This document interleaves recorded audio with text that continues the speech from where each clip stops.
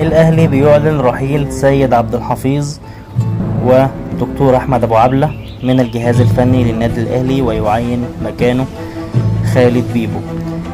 طبعا كابتن خالد بيبو على عيننا وعلى راسنا، بس انا ما اعرفوش اولا وما حضرتوش او ما كنتش بشجع كوره في وقتها.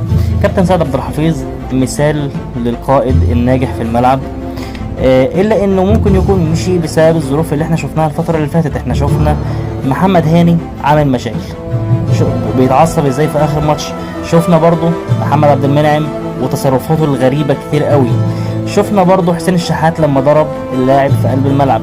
شفنا ايضا محمد الشناوي قبل كده.